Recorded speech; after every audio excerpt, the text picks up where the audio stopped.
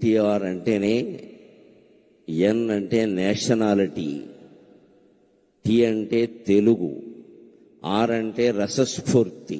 ఈ మూడు కలిపిన మహానుభావుడు ఎన్టీఆర్. ఒక జాతీయవాదం ఎట్టి పరిస్థితుల్లోనూ భారతీయులలో విభజనకి విభేదాలకి ఆ పెద్ద మనిషి ప్రాణం పోయే వరకు అంగీకరించలేదు.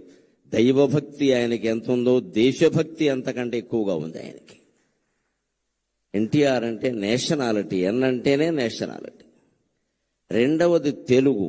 ఆయన ప్రాణం ఇచ్చాడు తెలుగు కోసం. నిజంగా నటుడుగా ఉన్నప్పుడు అంతే, నాయకుడుగా ఉన్నప్పుడు అంతే.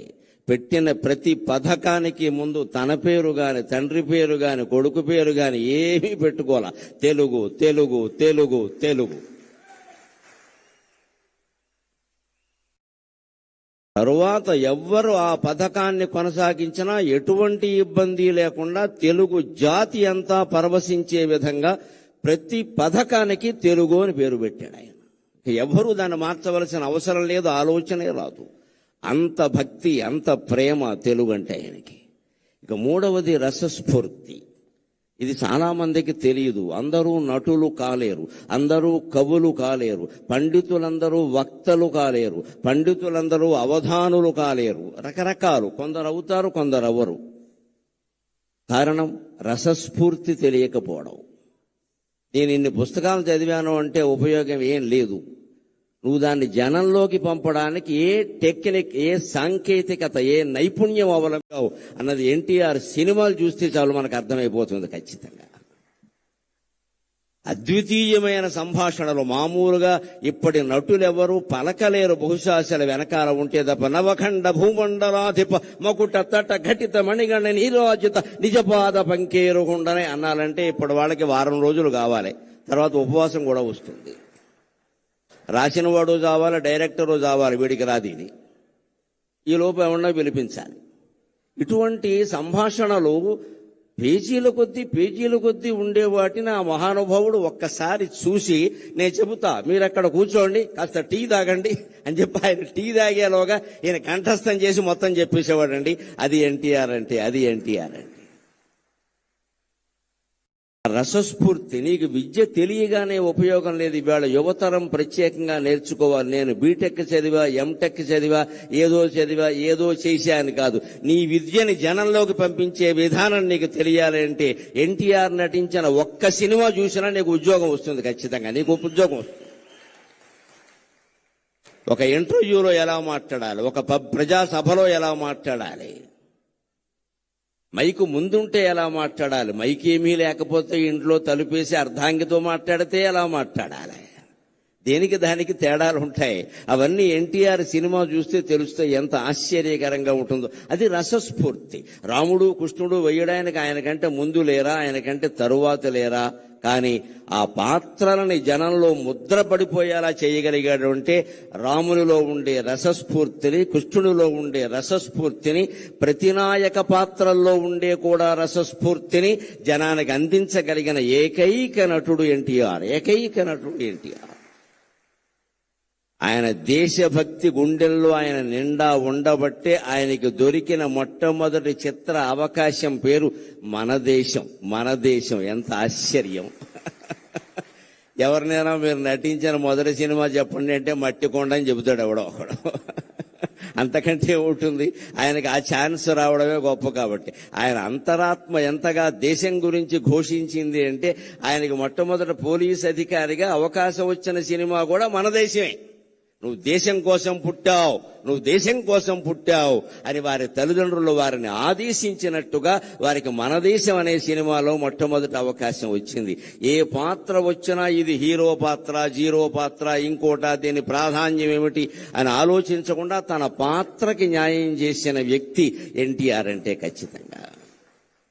ఈ పాత్ర నాకు వచ్చింది చాలు, దీనికి నేను న్యాయం చేస్తే మిగిలినవన్నీ అవే వస్తాయి, తరుముకుంటూ వస్తాయి, వెతుక్కుంటూ వస్తాయి. నా రత్నం అన్విష్యతి మృగ్యతే హితత్ అంటాడు కాళిదాసు కుమార సంభవంలో.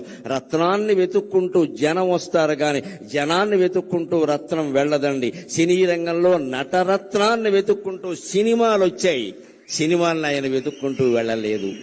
ఇవాళ యువతరం యువతరం ఎన్టీఆర్ నుంచి నేర్చుకోవలసింది ఉద్యోగ అవకాశాలు మిమ్మల్ని వెతుక్కుంటూ రావాలి, మీరు వాటిని వెతుక్కుంటూ వెళ్ళడం పెట్టండి. యధవ కర్మ అంటారు దీన్ని. నీ దగ్గర ప్రతిభ ఉంటే నీ దగ్గరికి ఉద్యోగం వస్తుంది ఖచ్చితంగా. ఇప్పటికి మీరు ఇండియన్ ఎక్స్ప్రెస్ పేపర్ చూస్తే బుధవారం నాడు ప్రత్యేక ప్రకటనలు ఉంటాయి, మామూలు ఉండవు. ఉద్యోగం కావాలి, నిరుద్యోగులు కావాలి, ఉద్యోగస్తులు రండి అనే ప్రకటనలు ఉండవు. ఇండియన్ ఎక్స్ప్రెస్ బుధవారం పేపర్లో ప్రత్యేకంగా ఎలా ఉంటుంది అంటే, మేము రిటైర్ అయ్యాం, లేకపోతే మధ్యలో ఉద్యోగాలు మానేసాం, మాకు ఇప్పుడు ఉద్యోగం కావాలి, మాకు ఉద్యోగం ఇవ్వగలిగిన వాడు రండి అని వేస్తాడు ప్రకటన. వాడి దగ్గరికి వచ్చి కాళ్ళ దగ్గరికి వస్తారు, మా సంస్థలోకి రండి, మా సంస్థలోకి రండి అని. అది ప్రతిభ.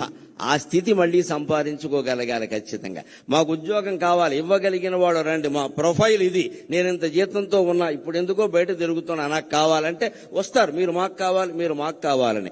అటువంటి ప్రతిభను యువతరం సంపాదించుకోవాలంటే ఎన్టీఆర్ లాగా దైవభక్తి ఉండాలి, దేశభక్తి ఉండాలి, భాషానురక్తి ఉండాలి, అన్నిటికీ మించి రసస్ఫూర్తి ఉండాలి. అది మనం ఎన్టీఆర్ నుంచి నేర్చుకోవాలి ఖచ్చితంగా.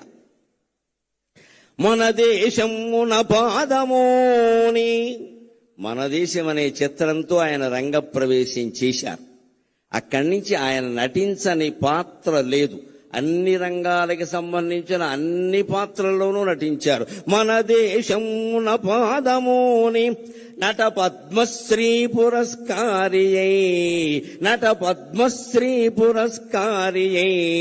ఘన పౌరాణిక తత్వ జానపద సంఘ శ్రేష్ఠ చారిత్రక ప్రణుతింగాంచిన పాత్రలన్నిటినీ ఘన పౌరాణిక తత్వ జానపద సంఘ శ్రేష్ఠ చారిత్రక ప్రణుతింగాంచిన పాత్రలన్నిటినీ ఔరాయంచు మెప్పించితీవు అనఘా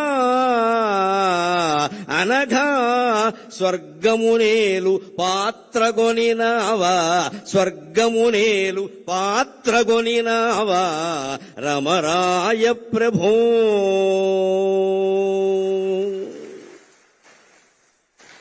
మన దేశం అనేటువంటి పాత్రతో ఆయన సినిమా రంగంలో కాలు పెట్టారు. దేశభక్తికి నిదర్శనం అదృష్టం తరుముకుంటూ ఆయన్ని వచ్చింది. అదృష్ట దేవత, దురదృష్ట దేవత రెండూ ఎప్పుడూ తలుపు తడుతూనే ఉంటాయండి. గ్రహించాలి అందరూ కూడా. రెండూ తలుపు తడుతూనే ఉంటాయి. కాలింగ్ బెల్లకి మంచి చెడ్డ తెలీదు, ఎవరు నొక్కినా మోగుతుంది. కానీ అదృష్టానికి దురదృష్టానికి తేడా ఏమిటంటే, అదృష్ట దేవత తలుపు కొడుతుంది, నువ్వు వెంటనే తీయకపోతే వెళ్ళిపోతుంది. శని దేవత ఉంది, తలుపు కొట్టి అక్కడే జుట్టు విరబోసుకుని నూనె రాసుకోకుండా కూర్చుంటుంది. నువ్వు తీసే వరకు కూర్చుంటుంది. అర్ధరాత్రి తీస్తే అర్ధరాత్రి వస్తుంది ఖచ్చితంగా. ఎందుకంటే నిన్ను పట్టుకోవాలని దానికి ఆసక్తి. గ్రహించుకోవాలి. అదృష్టం తలుపు తట్టినప్పుడే మనం తలుపు తెరవాలి ఖచ్చితంగా. అవకాశాలు ఎలా ఉంటాయంటే, యువతరం కోసం ఓ మాట చెబుతా. అవకాశాలు ఏసీ తలుపులు లాంటివి, మన వెనకాలే మూసుకుపోతూ ఉంటాయి. జాగ్రత్త పడాలి. ఏసీ తలుపులు చూడండి, ఏసీ గదిలో మనం ఇలా రాగానే మూసుకుపోతుంది మన వెనకాలే. కొన్ని అవకాశాలు మన వెనకాలే మూసుకుపోతాయి. అది వచ్చినప్పుడు మనం అందుకోవాలి, కానీ మనం అందుకునే వరకు అది ఆగుతుందంటే ఆగదండి. అవకాశం అదృష్టం లాంటిది. ఆయన నిరంతర కృషి, నిరంతర గ్రంథ పఠనం ముఖ్యంగా చాలా మందికి తెలుసో తెలియదు. ఆయన విశ్వనాథ సత్యనారాయణ గారి శిష్యుడు. మా గురువు గారిని ఎంతో గౌరవంగా చెప్పుకునేవారు. ఎస్ఆర్ఆర్ అని సివిఆర్ కాలేజీలో చదువుకున్నారు ఆయన. ఆ గురువు నుంచి ఆత్మాభిమానాన్ని, పాండిత్యాన్ని రెండూ గ్రహించాడు కాబట్టి ఆయన రారాజులా వెలిగాడు ఆయన. మన దేశమున పాదమోని నట పద్మశ్రీ పురస్కారియై. నటనలో ఆయన పద్మశ్రీ పురస్కారాన్ని పొందారు. బహుశా రాజకీయాల్లో ప్రవేశించకుండా ఉంటే భారతరత్న 20 ఏళ్ల క్రితం వచ్చుండేది ఆయనకి, అనుమానం ఏమీ లేదు అందులో. మన దేశ రాజకీయాల్లో ఉండే కలుషిత వాతావరణం కారణంగా ఒక్కసారి రాజకీయాల్లోకి వెళ్ళాడు అంటే ఆయనలో ఇంకా ఎంత ప్రతిభ ఉన్నా ఎవరూ గుర్తించరు. అది లెక్కది. అనేక రకాల పక్షపాతాలన్నీ వచ్చేస్తాయి. అందుకని అందువల్ల రాలేదు తప్పితే ఇప్పుడు ఎవ్వరూ అడగవలసిన అవసరం లేకుండా యావత్ భారతానికి ఆయన రత్నమే. అనుమానమేం లేదు, అందులో అనుమానమేం లేదు. పోనీ మహాభారతం తెలుసుకున్నా మహాభారతంలో ఆయన ధరించిన పాత్ర లేదు. ఆ రకంగా కూడా భారతరత్నమే ఆయన. ఆ రాజకీయాల్లో చేరడం కారణంగా పద్మశ్రీతో ఆగిపోయాడు కానీ లేకపోతే ఏ బిరుదైతే సరిపోతుందండి ఆయనకి. కానీ అది చాలు ఆయన నటన వైభవానికి. అదే నాకు పద్మశ్రీ వచ్చి 2022 మార్చి 21వ తేదీన నేను పద్మశ్రీ ఎందుకున్నాక నరేంద్ర మోడీ గారు నన్ను పలకరించడానికి వచ్చినప్పుడు నేను ఎంత ఆనందం పొందాలి అంటే, నేను అభిమానించే మహానటుడికి వచ్చిన పద్మశ్రీ ఈనాడు నాకు వచ్చింది కదా అనుకున్నాను. నేను ఈనాడు నాకు వచ్చింది కదా అనుకున్నాను. అంత ఆశీర్వచనం, అంత అభినందన ఉద్దేశ్యం కలిగిన వాడు ఆయన. ఆయన అభినందన అంటే ఆశీర్వచనమే, ఆయన ఆశీర్వచనం అంటే అభినందనే, వేరే ఏమీ ఉండదు. నేను ఒక గొప్ప ఉదాహరణ నన్ను ఆయన ఆశీర్వదించింది జరిగింది కొద్దిసేపట్లో చెబుతాను. సినిమా భాషలో చెప్పాలంటే త్వరలో విడుదల అన్ని ముఖ్య కేంద్రాల్లో. మన దేశమున పాదముని నట పద్మశ్రీ పురస్కారి అయి ఘన పౌరాణిక తత్వ జానపద సంఘ శ్రేష్ఠ చారిత్రక ప్రణుతింగాంచిన పాత్రలన్నిటినీ, పౌరాణిక పాత్రల్లో ఆయన వెయ్యని పాత్ర లేదు. నాయక పాత్రలు, ప్రతినాయక పాత్రలు అన్నీ దున్నేశాడు, అనుమానం ఏం లేదు. ఇంకా అసలు అవి పైగా మామూలుగా వెయ్యడం కాదు, అభిరుచి కొద్దీ వెయ్యడం కాదు, వేస్తే ఆయనే వెయ్యాలి, ఇంకెవడూ పనికిరాడన్నంత ఇదిగా వేశాడు మహానుభావుడు నిజంగాను. ఇందాక వేద పండితులు అటు ఇటు నుంచుని వేదం చదివారు, గమనించండి. రావిపాటి సత్యనారాయణ గారికి వచ్చిన పుణ్యప్రదమైన ఆలోచనకి నేను చేతులెత్తి నమస్కారం చేస్తున్నాను వారికి. అక్కడ సరిగ్గా శ్రీకృష్ణుడి యొక్క చిత్రం పెట్టారు. రామారావు గారు శ్రీకృష్ణ పాత్ర ధరించింది, ఇలా చక్రం ధరించి ఉన్నది పెట్టారు. నిజంగా వేదం చదువుతూ ఉంటే ఉండవలసిన చిత్రం అదే. నిజంగా సరిగ్గా వేదం చదువుతుంటే అటు సగం మంది ఇటు సగం మంది నిలబడ్డారు చూడండి. ఖచ్చితంగా అది ఏమిటంటే లలితా సహస్రంలో చెబుతారు కదా, ద్విజపంక్తి ద్వయోజ్వల, ద్విజపంక్తి ద్వయోజ్వల అంటారు. అమ్మవారి యొక్క పళ్ళ వరస 32 పళ్ళు ఏమిటంటే కింద 16 పైన 16 కదా. అలాగ వేదం చదివేటువంటి పండితులు అటు 16 మంది ఇటు 16 మంది నిలబడి వేదం చదివినట్టుగా నీకుండే 32 పళ్ళు ప్రకాశిస్తున్నాయమ్మా అని ద్విజపంక్తి ద్వయోజ్వల అని చెబుతారు లలితా సహస్రంలో. అంతటి దృశ్యాన్ని వేళ పద్మశ్రీ ఎన్టీఆర్ కల్చరల్ అసోసియేషన్ వారు సత్యనారాయణ గారి నాయకత్వంలో మనకు ఎలా చూపించారు అంటే, ఎన్టీఆర్ శ్రీకృష్ణుడిగా కనిపించేలా చేసి అటు ఇటు ద్విజపంక్తి ద్వయోజ్వల అనేటువంటి దృశ్యాన్ని మనకి సాక్షాత్కరింపజేశారు. నిజంగా మన సంస్కృతిని నిలబెట్టుకోవాలంటే ముందు వేద పండితుల్ని పిలవాలి, వేదస్వస్తి చేయించాలి, కనీసం 5-10 నిమిషాలైనా చేయించాలి. సంప్రదాయం తెలిసిన వాడిని కాబట్టి చెబుతున్నా, ఏవైనా అశుభాలు మీ ఇంట్లో జరుగుతాయి జాతకం ప్రకారం అనేటువంటి అనుమానం మీకు ఏదైనా ఉంటే 4 ఘనపాఠీలను పిలిపించి హాల్లో వేదస్వస్తి చెప్పించండి అమ్మా. అశుభం జరగనే జరగదు, అశుభం జరగనే జరగదు, అన్నీ శుభాలే జరుగుతాయి. వేదం అంత గొప్పది. వేళ దాంతో మనం సభని ప్రారంభించుకున్నాం. ఆ వేదానికి మూలమైన, వేదంతో ప్రారంభమైన శాస్త్రాలు, కావ్యాలు, పురాణాల్లో ఉండే పాత్రలన్నీ అవలోడనం చేసుకుని ఆ మహానుభావుడు పౌరాణిక పాత్రలను నటించాడు. తత్వవేత్తల పాత్రలు, పోతులూరి వీరబ్రహ్మేంద్ర స్వామి గారి పాత్ర ఎలా నటించాడు, నా భూతో నా భవిష్యతి, మరొకడు చెయ్యలేడు అన్నట్టుగానే నటించాడు ఆయన. గౌతమ బుద్ధుడు లాంటి పాత్రలన్నీ వేశాడు. రామకృష్ణ పరమ వివేకానందుడు లాంటి పాత్రలన్నీ వేశాడు. అలాగే ఇక జానపదం ఆయన్ని, కాంతారావు గారిని చెప్పుకున్నాకే ఎవరినైనా చెప్పుకోవాలి.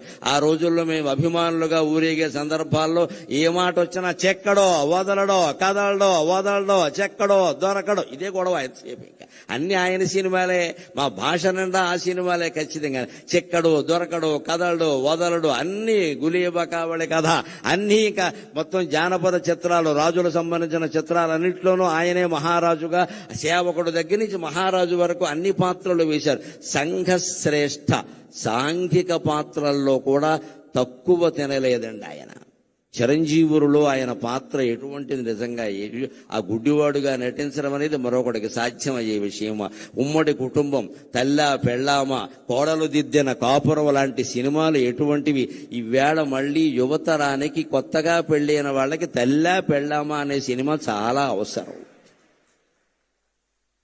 ఈవేళ మళ్ళీ వస్తే బాగుండు ఆ సినిమా అనిపిస్తుంది. కోడలు దిద్దిన కాపురం కూడా చాలా అవసరం. ఈవేళ కోడళ్ళు కాపురాలు దిద్దట్లేదు, కంప్యూటర్లో దిద్దుకుంటున్నారు కూర్చొని ఇక్కడ.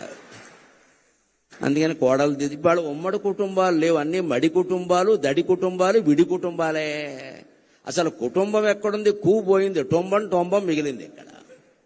ఇప్పుడు అర్ధాంగులు తక్కువ, ఆర్డర్ పెట్టేవాళ్ళు ఎక్కువ. నమశివాయ నమశివాయ. అర్ధాంగి ఎందుకంటే ఆర్డర్ పెట్టడానికి, నేను ఆర్డర్ పెట్టుకుంటా, నీకేమో ఆర్డర్ పెట్టమంటా అంతే. మీకు ఇంకా గుంటూరులో కాపురాలు ఏమైనా ఉన్నాయేమో కానీ మాకు హైదరాబాద్లో కాపురాలు లేవు. హైదరాబాద్లో కాపురం చేస్తున్న దంపతులు కాదు, స్విగ్గీ జొమాటో, అది వాళ్లే కాపురం చేస్తున్నారు. స్విగ్గీ భార్య, జొమాటో భర్త, ఇందులో వీళ్ళకిద్దరు పిల్లలు ఉంటారు. ఒకళ్ళు పొటాటో, ఒకళ్ళు టొమాటో. మగపిల్లలు కాస్త గట్టిగా ఉంటారు కాబట్టి పొటాటో, ఆడపిల్లలు మెత్తగా ఉంటారు కాబట్టి టొమాటో అంతే. స్విగ్గీ జొమాటోలు కాపురం చేస్తున్నాయి కానీ పిల్లలు ఎవరు కాపురాలు చేయట్లేదండి. హైదరాబాద్లో ప్రతిరోజు ఆర్డర్ పెట్టడమే. ఆర్డర్ పెట్టడానికి పెళ్లి ఎందుకండి? పని లేక కంప్యూటర్ ఉంటే చాలు ఇక్కడ.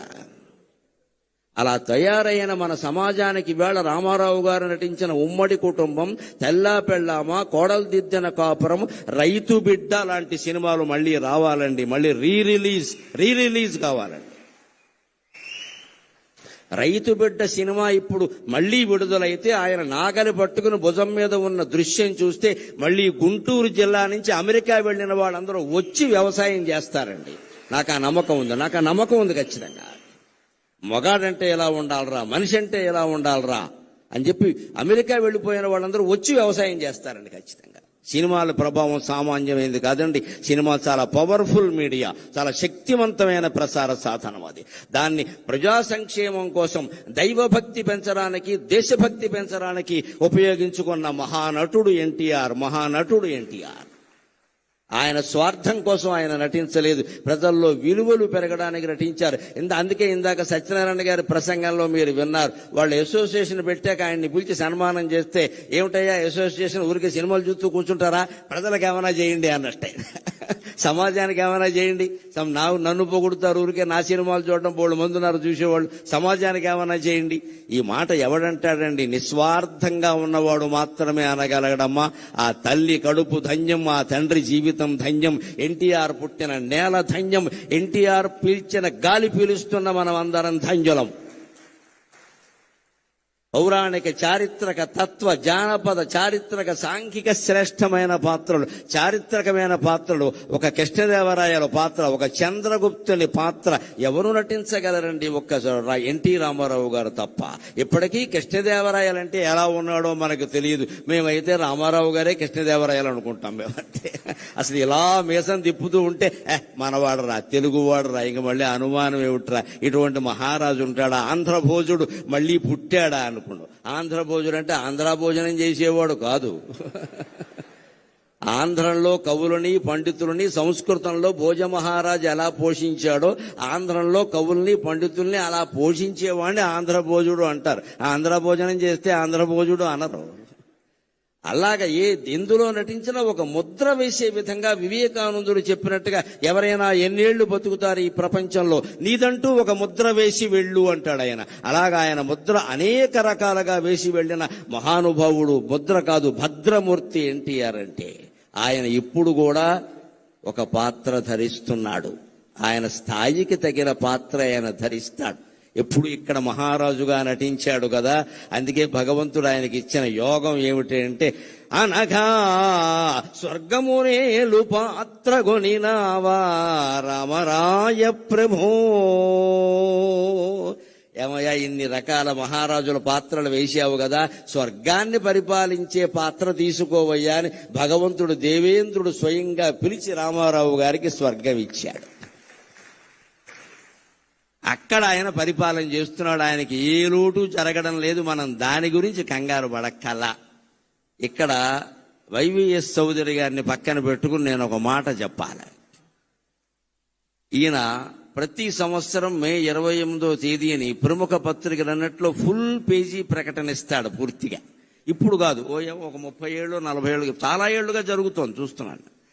ఆ రోజు నేను మే 27 రాత్రి నిద్రపోతూ తెల్లారితే చౌదరి గారు ప్రకటించిన ఫోటో ఎప్పుడు వస్తుందా అని చూస్తాను. NT Rama Rao photo.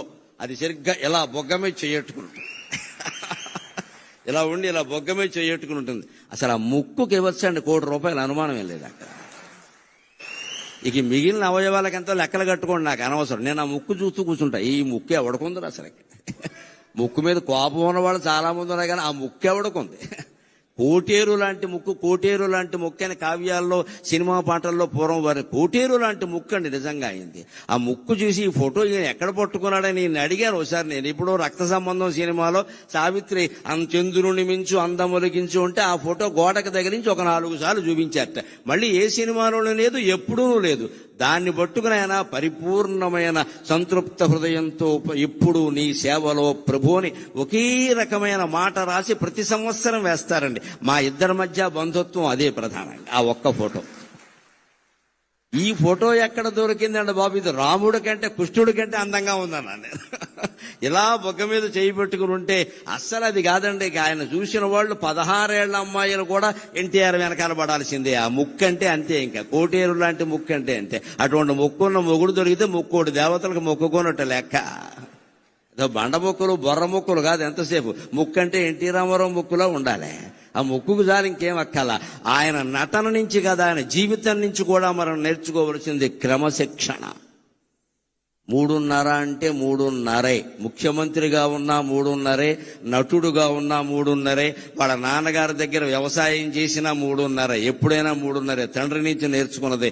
ఎప్పుడు 3:35కి లేచే అలవాటు ఆయనకి లేదు. గంటిపేట ఆశ్రమంలో ఉన్నా సరే కార్యదర్శులు వణికిపోయేవారు. ఎందుకంటే ఈయన 3:30కి లేస్తాడు, 4:30కి బల దగ్గరికి వచ్చి కూర్చుంటాడు. వెంటనే వాళ్ళు వచ్చి నిలబడాలి అక్కడ, లేకపోతే అయిపోతుంది ఇక్కడ. క్రమశిక్షణ అంటే నాయకుడైన వాడు ముందు తాను కలిగి ఉండి ఇతరులకి చెప్పాలి. బ్రాహ్మీ ముహూర్తంలో లేచాడండి. 4 గంటల నుంచి 5:30 వరకు ఉండే ముహూర్తాన్ని ప్రధానంగా బ్రాహ్మీ ముహూర్తం అంటారు. ఆ ముహూర్తంలో పిల్లలు ఇవాళ యువతరం లేచి మొహం గడుక్కుని కూర్చుని చదువుకుంటే రాని విద్య ఉండదండి. సరస్వతి కటాక్షం కలుగుతుంది ఖచ్చితంగా. 4 నుంచి 5:30 గుర్తుపెట్టుకోండి. రామారావు గారి విజయావకాశాలకి ఒక కారణంగా ఆయన చెప్పారు, నా క్రమశిక్షణ నేను ఈ బ్రాహ్మీ ముహూర్తంలో లేస్తా అని. ఆయన చదివే పుస్తకాలు, భగవద్గీత ఇటువంటివన్నీ అప్పుడే చదువుకుని ఆయన చేసే దైవ పూజ ఏదో చేసుకుని 5 గంటలకు ఆయన స్టూడియోలో ఉండేవాడు. చస్తారా అండి హీరోయిన్లు వీళ్ళు రాకపోతే? అక్కడ ఉంటారు, బతుకుతారా ఇంకా అసలు? ఆయన 5ంటికి అక్కడ కూర్చున్నాక ఆయన